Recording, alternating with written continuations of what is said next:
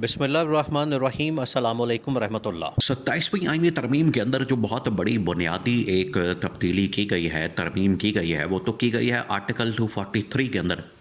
अब article 243 directly deal करता है और मामलात को हैंडल करता है, वो है मिलिट्री इस्टेब्लिशमेंट के, या फिर आप कह लें कि जो तमाम के तमाम फोर्सेस के कमांडर हैं, फोर्सेस के जितने भी चीफ़ हैं।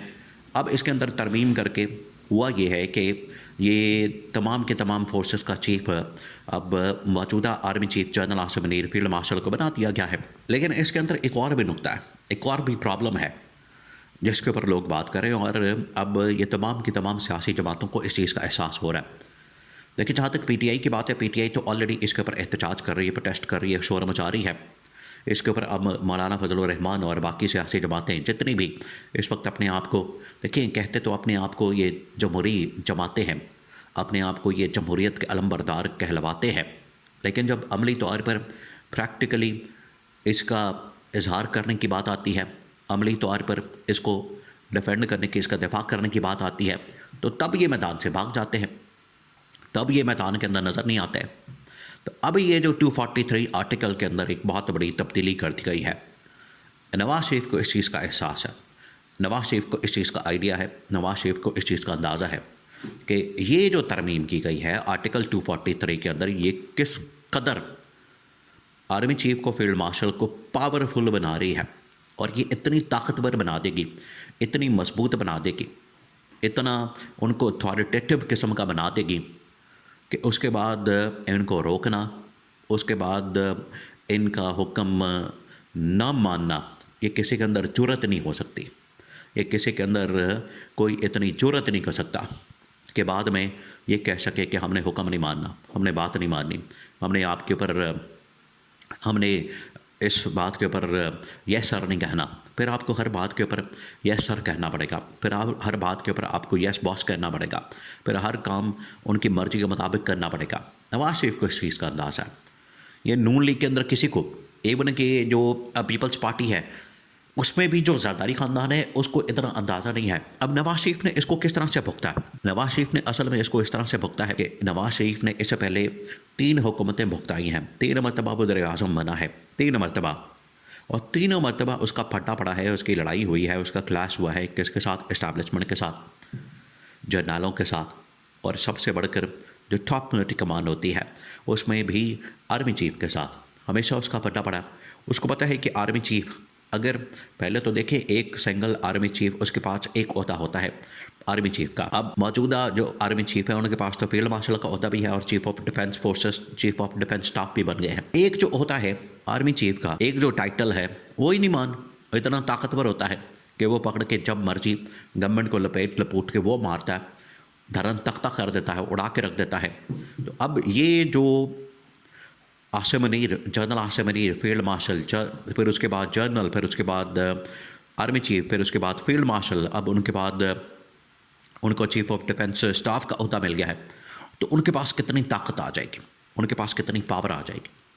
अगर इसको कोई इमेजिन कर सकता है, आप इमेजिन करें 2 मिनट के लिए, आप इसके ऊपर गौर करें। अगर इस ताकत को, पावर को, अथॉरिटी को कोई इमेजिन कर सकता है तो वो नवाज शरीफ कर सकता है। नवाज शरीफ को पता है कि किस तरीके से इस हुकूमत ने, नून लीग ने, पीपल्स पार्टी ने, और सबसे बढ़कर नवाज शरीफ ने अपने तमाम के तमाम इख्तियारात सरेंडर करती है, अपने हाथ पाँव काट के इस्टेब्लिशमेंट के हवाले कर दिया है और अपना सब कुछ उनके हवाले कर दिया है। अब ये उनके ऊपर डिपेंड करता है वो आपको किस तरह से चलाएं, वो किस तरफ आपको इशारा करें, और जिधर इशारा करेंगे आपने उधर जाना है। वो जो आपको कहेंगे आपने उसके ऊपर काम करना है, वो जो आपको कहेंगे आपने उसके ऊपर अमल दरामद करेंगे।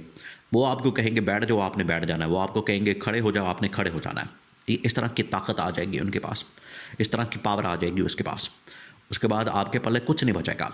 तो नवाज शरीफ को इस चीज़ का आइडिया, देखिए जिन दिनों में ये तरमीम आ रही थी, जिन दिनों में ये बात हो रही थी, और उसके बाद जब ये इसके ऊपर ये सारी तरमीम तो अब आ गई है कौमी असम्बली के अंदर, सेनेट के अंदर अब आ रही है, पेश की जा रही है।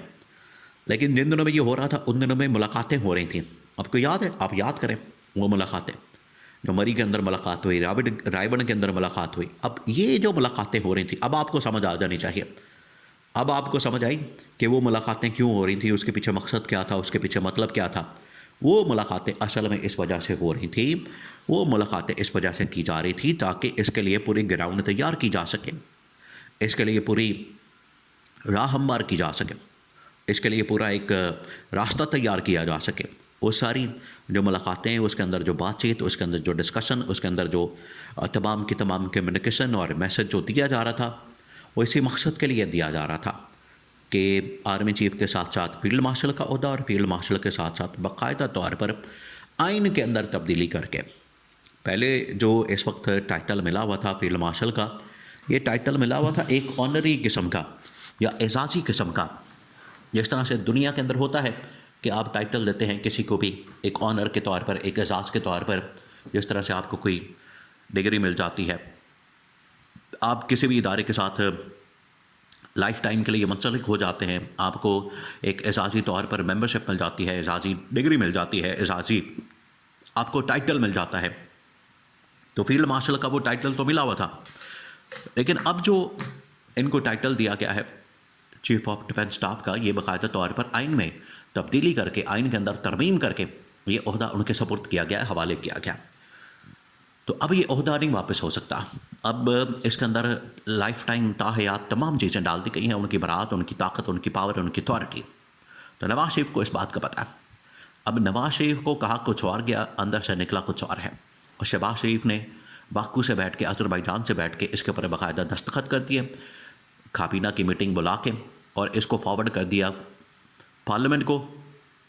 पार्लियामेंट से मंजूरी के बाद ये सदर के पास जाएगा, और सदर के पास जाएगा तो वहाँ से दस्तखत होने के बाद ये बाकायदा आइन का हिस्सा बन जाएगा, और नवाज शरीफ भी इसको वोट करने के लिए जाएगा। अब ये डिपेंड करता है कि नवाज शरीफ जाता है या नहीं जाता। वहाँ पर ये जब तरमीम सामने आई आर्टिकल 243 और इस कदर इख्तियारात की पावर की, तब नवाज शरीफ ने एक बड़ी खुफिया इंटरनल अंदरूनी मुलाकात अपने बड़े ही करीबी लोगों के साथ, नून लीग के अंदर जो मौजूद है उनके साथ एक मुलाकात की। उसके अंदर ये बात हुई है, उसके अंदर ये डिस्कशन हुई है, उसके अंदर ये इसके ऊपर ये सारी ज़ेर बहस आई है, ये सारी जो तरमीम है आर्टिकल 243 की, ये वहाँ पर अंडर डिस्कशन आई है, वहाँ पर इसके ऊपर बात हुई है कि इसका इम्पैक्ट क्या आएगा, इसके हमारे ऊपर, सियासत के ऊपर असरात क्या होंगे। तो पार्टी ने बता दिया कि ये नवाज शरीफ साहब आपके भाई ने हमें मरवा दिया, ये शहबाज शरीफ ने, जरदारी ने हमें मरवा दिया है। अब आपके पास रास्ता यही बचा है कि आप इमरान खान के पास पहुँच जाए, इमरान खान से माफ़ी मांगें और इमरान खान के साथ मिलकर इस्टेब्लिशमेंट का रास्ता रोकने की जद्दोजहद करें। वरना अब नवाज शरीफ पे इस बात के ऊपर कन्विंस हो गया कि वाकई में शहबाज शरीफ ने और आसिफ अली जरदारी ने हमें मरवा दिया है, और बांध के इन्होंने अपना आप खुद इनके हवाले कर दिया है। और सब कुछ इनके हवाले होने के बाद अगर ये आपको छोड़ दें तो ये मुमकिन नहीं।